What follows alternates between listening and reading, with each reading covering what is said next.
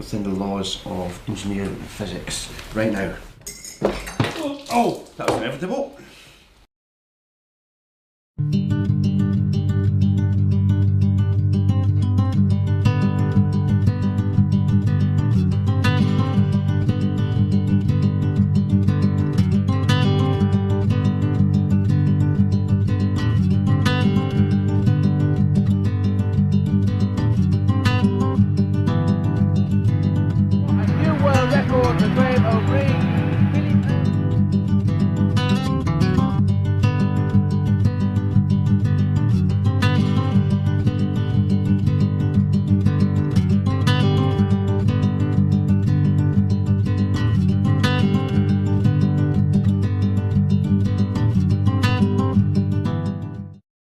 I want to go and break the world land speed record on a bike that mainly built myself with some help from some outside sources.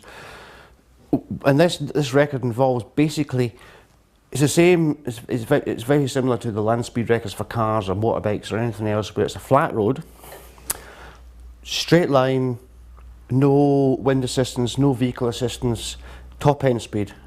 And at the moment the record is 82.9 miles an hour by Sam Whittingham, and when you actually stop and think about doing 83 miles an hour with your nose roughly 60 centimetres from the ground, with a bicycle wheel for steerage, you think, that's quite exciting, that is.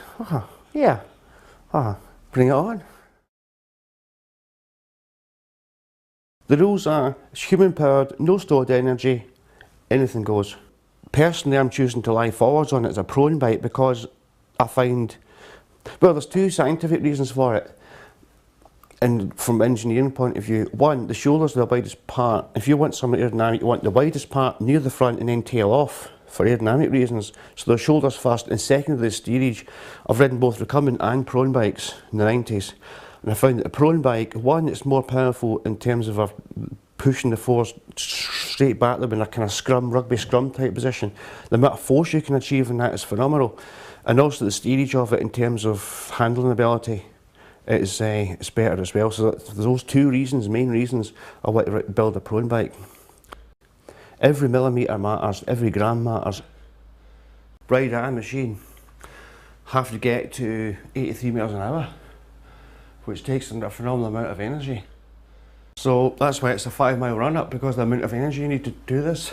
So the less mass you got, the better the whole thing is. I want to take this as far as it can be done and go, there, done it, moved on.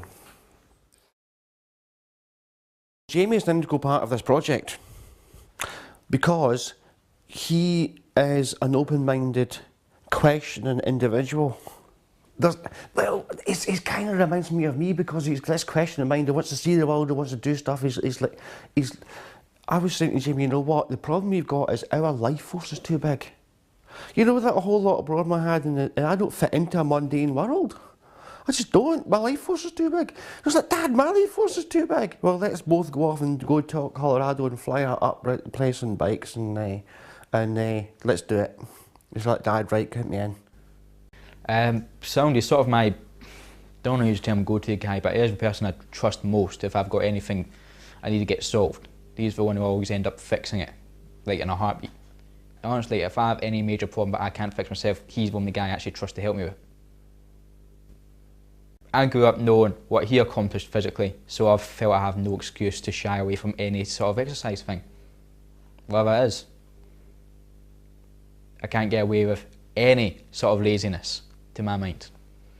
If anything goes wrong, I fall off a ledge or a piano falls on top of me or something like that. Yeah, I'll be a bash, why not?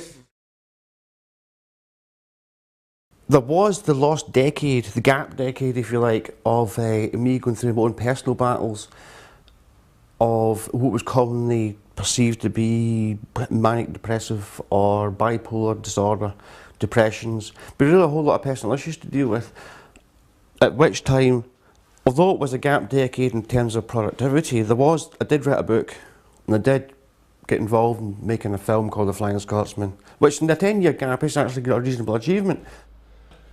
I've had to analyse myself, completely analyse myself, because I wasn't going to survive otherwise. I was told I need to change from what I am and analyse myself and accept myself as a human being as I am. I feel that I'm less likely to kill myself than anybody else on the planet at the moment because I've been there and know that I'm not doing it again. And I've had to deal with the issues that caused that. Other people have got issues out there that they cope with in their own ways, but they've got issues that haven't been dealt with. I think there needs to be a psychological diagnosis of a over large life force. I need to go and do some dynamic stuff. When I lie back on that bike and it's flat and the legs are going and it's 2'8", it's actually the height that I've actually, the same as I've drawn out, and everything's as what I calculated in the back of the envelope at the very start with the outline image of the frontal area. Everything's working out like that. Then there's no reason we're not on target for it. I can't see why it's not on target because there's been no compromise so far. Everything with this in the body position, everything is the way it's gone is actually exactly the way I envisioned it from the start.